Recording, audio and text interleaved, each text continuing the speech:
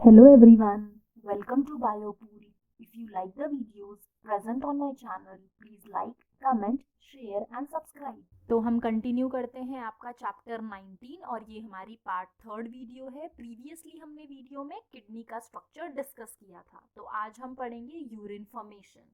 तो urine formation का जो प्रोसेस है उसमें मेन 3 स्टेप्स हैं। पहला is glomerular filtration, second is reabsorption, third is secretion. तो सबसे इंपॉर्टेंट आपका ग्लोमेरुलर फिल्ट्रेशन। हमने देखा था कि आपके नेफ्रॉन्स दो पार्ट से मिलकर बने हैं। एक आपका हो गया ग्लोमेरुलस पोर्शन और दूसरा है रीनल ट्यूब्यूल। तो ग्लोमेरुलस में आपकी एफरेंट आर्टरियोल है, कैपिलरीज का नेटवर्क है जहां पे फिल्ट्रेशन होता है, that is ultra filtration. Filtration हो जाने के बाद आपका रीएब्जॉर्प्शन होता है आपके इंपॉर्टेंट न्यूट्रिएंट्स आयंस का, और सिक्रीशन होता है आपके वेस्ट प्रोडक्ट का जो जाएगा कलेक्टिंग डक्ट में। तो हम इन 3 प्रोसेस को पहले समझते हैं, डायग्रामेटिकली देखते हैं, फिर हम नोट्स देखेंगे। तो जो आपका फर्स्ट स्टेप है यूरिन फॉर्मेशन का, उसमें क्या है, फिल्ट्रेशन ऑफ ब्लड। जो कौन कर रहा है, आपका ग्लोमेरुलस कर रहा है, और उस प्रोसेस को हम कहते हैं ग्लोमेरुलर फिल्ट्रेशन।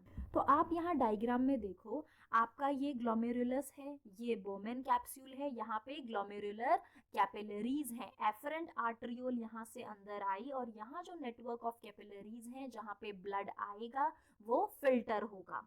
फिर आपका रीनल ट्यूब्यूलर पोर्शन शुरू होता है, पीसीटी, फिर आपका हेनलीज लूप, फिर डीसीटी और कलेक्टिंग डक्ट।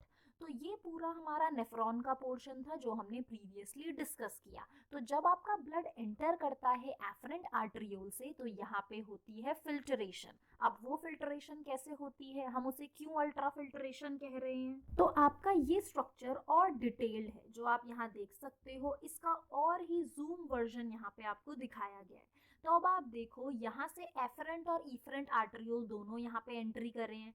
एफरेंट आर्टरियोल जो है वो एंट्री करती है, ये पूरा कैपिलरी नेटवर्क बनाती है, और इफरेंट आर्टरियोल यहाँ से बाहर आती है जो आगे जाके पेरिट्यूब्यूलर कैपिलरी और वासा रेक्टा बनाती है।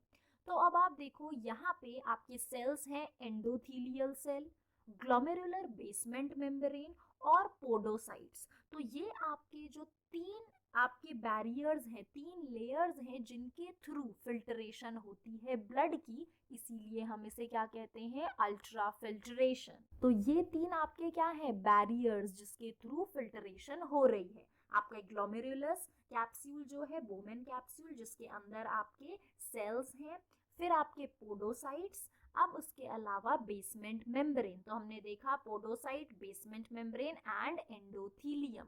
तो ये आपके 3 बैरियर्स हैं, 3 लेयर्स हैं जिनके थ्रू फिल्ट्रेशन होती है, इसीलिए हम इसे अल्ट्रा फिल्ट्रेशन कहते हैं। और ये जो आपके पोडोसाइट्स हैं, ये जो आपके सेल्स आप देख रहे हो, इनके बीच में माइन्यूट पोर्स होते हैं जिन्हें हम सिल्ट पोर्स कहते हैं।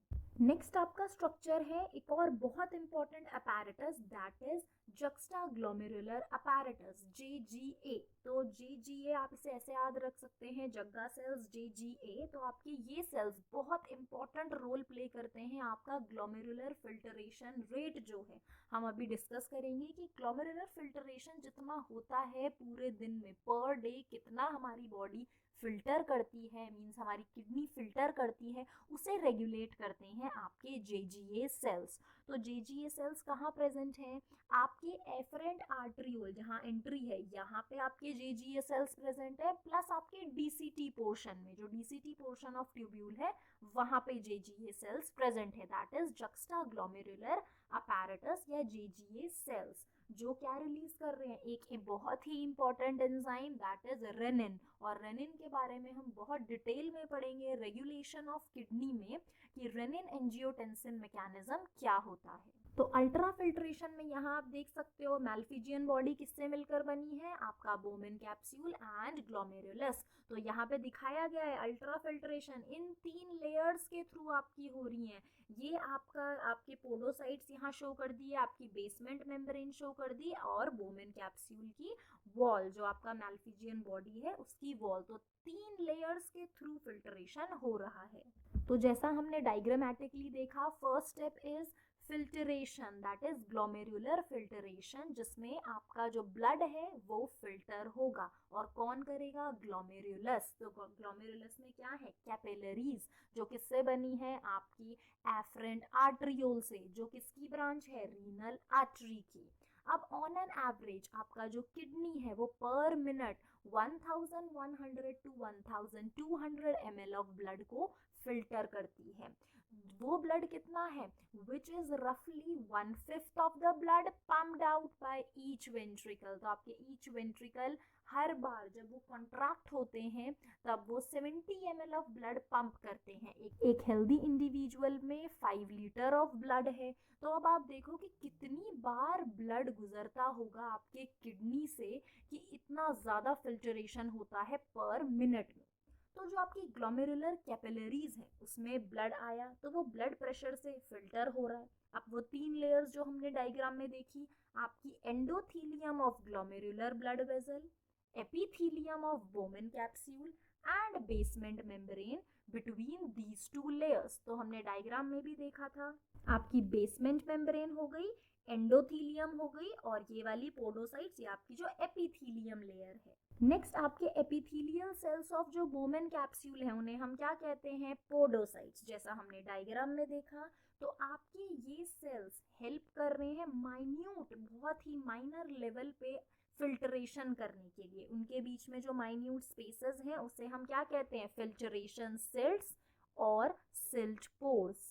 तो ये आपका एक 3D स्ट्रक्चर यहाँ पे बोमेन कैप्सूल का मैंने आपको दिखाया, लेबलिंग यहाँ कट की है, बस ये सिंपल ये दिखाया किस तरह से नेटवर्क होता है। नेक्स्ट है अब जो ब्लड फिल्टर हुआ है इन तीनों मेम्ब्रेन्स के थ्रू, तो हमें ब्लड से क्या क्या चीजें फिल्टर आउट करनी है, क्या सिक्रीट करना है और क्या वापस रीएब्जॉर्ब करना है। क्योंकि फर्स्ट ग्लोमेरुलर फिल्टरेशन हो गया, सेकंड क्या होगा? रीएब्जॉर्प्शन। तो अब आपके जो भी कॉन्स्टिट्यूएंट है प्लाज्मा के except the protein pass on to the lumen of Bowman capsule. तो आपके प्रोटीन्स छोड़ के और सारी चीजें वापस चली जाएंगी to the lumen of Bowman capsule. तो बोमेन कैप्सूल से अब ये कहाँ एंट्री करेंगी? आपके रीनल ट्यूब्यूल पोर्शन में, पीसीटी, डीसीटी, वो सब चीजें। तो प्लाज्मा को हटा के आपकी और सब चीजें आगे चली जाएंगी जहां से उन्हें रीएब्जॉर्ब किया जाएगा। तो आपका जो अमाउंट ऑफ फिल्टरेट है जो किडनी बनाती है पर मिनट, उसे हम कहते हैं ग्लोमेरुलर फिल्टरेशन रेट। और हमने देखा पर मिनट कितना किडनी ब्लड फिल्टर करती है? 1100 ml टू 1200 ml। तो जितना फिल्टरेट किडनी बनाती है पर मिनट उसे हम कहते हैं GFR, ग्लोमेरुलर फिल्टरेशन रेट। और एक हेल्दी इंडिविजुअल का जो GFR है वो होता है 125 ml पर minute, that is 180 litres per day. तो आप देखो ब्लड कितनी बार किडनी से गुजरता है और क्लियर होता है, फिल्टर होता है, कि हमारी किडनी पूरे 24 घंटे में 180 लीटर फिल्टरेट प्रोड्यूस करती है, उसमें से कचरा साफ करती है, यूरिन फॉर्मेशन करती है। तो बहुत मतलब हैट्स ऑफ टू किडनी जो इतना सारा काम कर रही है, टॉक्सिक और हार्मफुल चीज़ों को रिमूव कर रही है। तो जो किडनीज है वो इसी काम के लिए बनी है, आपके ग्लोमेरुलर फिल्टरेशन करने के लिए, टॉक्सिक सब्सटेंस को बाहर रिमूव करने के लिए। अब इस प्रोसेस को और एफिशिएंटली जो रेगुलेट करते हैं, देखते हैं, जो नज़र रखते हैं, वो हैं आपके जक्स्टा ग्लोमेरुलर अपैरेटस के cells, that is JGA, juxtaglomerular apparatus के आपके सेल्स हैं जक्स्टा ग्लोमेरुलर सेल्स। ये सेल्स कहाँ पे प्रेजेंट है? एंट्री ऑफ एफरेंट आर्टरियोल जो हमने डायग्राम में देखा था, एंड आपके सेलुलर मॉडिफिकेशन है DCT का। अब ये जो सेल्स हैं ये काफ़ी ज़्यादा सेंसिटिव है। अगर आपका GFR 180 लीटर जो है पूरे दिन का और पर मिनट का 125 ml पर मिनट, अगर ये GFR कम या ज़्यादा होता है तो ये फटाफट एक्टिव हो जाते हैं। यहाँ पे रिसेप्टर्स प्रेजेंट है इस चेंजेस को डिटेक्ट करने के लिए, तो ये बहुत ज़्यादा सेंसिटिव है। तो जैसे ही GFR रेट कम होता है ये सेल्स एक्टिव हो जाते हैं, ये रिलीज करते हैं एक important enzyme that is renin, जिसके बारे में हम फर्दर पढ़ेंगे। तो रेनिन क्या करता है, आपके इस GFR रेट को कंट्रोल करता है, वापस नॉर्मल स्टेज पे लाता है। और ये कैसे करता है, क्या होता है, ये हम रेगुलेशन वाले पोर्शन में आगे पढ़ेंगे। बस अभी इतना याद रखेंगे कि JGA सेल्स जो हैं आपके, वो एक एंजाइम रेनिन रिलीज करते हैं जो आपके GFR को back to the normal state लाता है। तो ये आपके JGA सेल्स के पिक्चर्स, ये आपका अल्ट्रा फिल्ट्रेशन जो हमने देखा था। फिर आता है आपका जितना GFR, जितना फिल्टरेशन होगा, अब एक इंडिविजुअल कितना पानी कंज्यूम करता है उसी हिसाब से यूरिन प्रोड्यूस होगा। अगर आप कम पानी कंज्यूम कर रहे हो तो आपको यूरिन कैसा आएगा, कॉन्सेंट्रेटेड। ज़्यादा पानी कंज्यूम कर रहे हो तो आपको यूरिन कैसा आएगा, डाइल्यूटेड। तो आप यहाँ डायग्राम में देख सकते हो कि यूरिन का कलर इस तरह से चेंज होता है। अगर आपको प्यास लग रही है बट आप पानी नहीं पीते तो ऑब्वियसली यूरिन कैसा आएगा, डार्क येलो कलर, कॉन्सेंट्रेटेड और कम। अगर आप अच्छे से हाइड्रेटेड हो, आप पानी अच्छे से पी रहे हो, तो यूरिन कैसा आएगा आपको, लाइट, एकदम लाइट येलो या ट्रांसपेरेंट। ठीक है, तो ये क्या बताता है कि आपकी बॉडी प्रॉपरली हाइड्रेटेड है। तो हमारा जो यूरिन में पिगमेंट है यूरोक्रोम, जिसकी वजह से आपका जो यूरिन का कलर है वो इतने डिफरेंट शेड्स में मिलता है। और आपके जो ये डिफरेंट शेड्स हैं ये बताते हैं कि इंडिविजुअल हेल्दी है या नहीं, क्योंकि कई बार हमारे कई फूड प्रोडक्ट्स हैं जिनकी वजह से भी यूरिन के कलर में चेंजेस आता है। ऐसा नहीं कि अचानक आज हमको अगर येलो कलर यूरिन आ गया तो डिसीज हो गई, कुछ हो गया। परसिस्टेंट अगर वो कलर रहता है, डार्क कॉन्सेंट्रेटेड यूरिन, तब कोई डिसीज कंडीशन हो सकती है। जैसे आपके फ्रूट्स हैं, कुछ आपके बीट रूट्स हो गए, ये सब भी कलर प्रोड्यूस करते हैं जिससे यूरिन के कलर में चेंजेस आ सकता है। तो जो प्रोसेस है जिसमें आपका 99% ऑफ फिल्टरेट जो आपके बोमेन कैप्सूल से आगे आया वो रीएब्जॉर्ब हो जाएगा रीनल ट्यूब्यूल्स में, जिसके बारे में हम नेक्स्ट वीडियो में पढ़ेंगे कि PCT, DCT, हेनली लूप में क्या क्या चीज़ें रीएब्जॉर्ब होती हैं।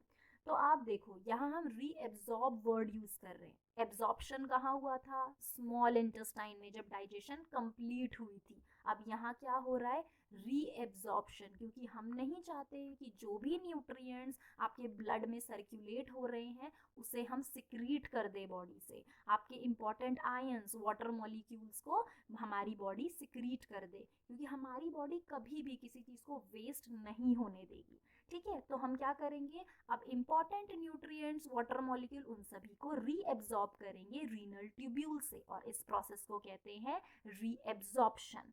अब जो आपकी नेफ्रॉन की सेगमेंट है, तो नेफ्रॉन की सेगमेंट कहाँ से स्टार्ट होती है, PCT, प्रॉक्सिमल कॉन्वोल्यूटेड ट्यूब्यूल, वहाँ पे एब्जॉर्प्शन होगा। वहाँ सबसे ज़्यादा एब्जॉर्प्शन आपका होता है, मीन्स रीएब्जॉर्प्शन आपका होता है आपके वाटर का।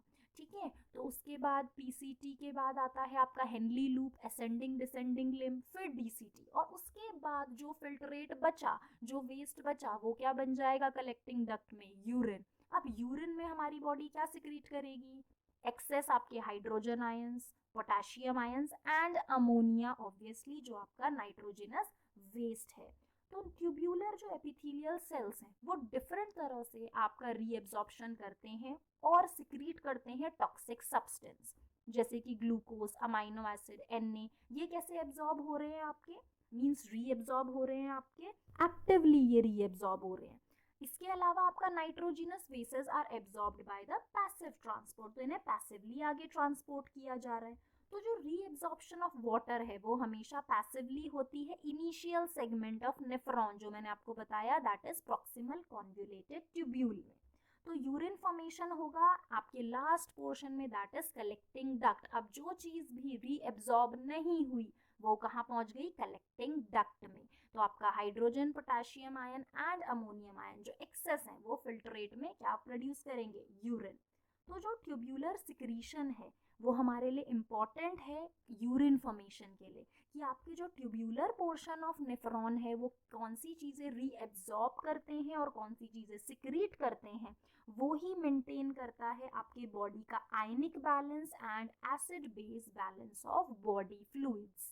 तो नेक्स्ट वीडियो में हम पढ़ेंगे फंक्शन ऑफ ट्यूब्यूल्स। तो आपके नेफ्रॉन पोर्शन के जो भी ट्यूब्यूलर पार्ट हैं, हर एक पार्ट में क्या क्या चीज़ें रीएब्जॉर्ब होती हैं वो हम पढ़ेंगे। If you like the videos, please like, comment, share and subscribe. Thank you for watching the video.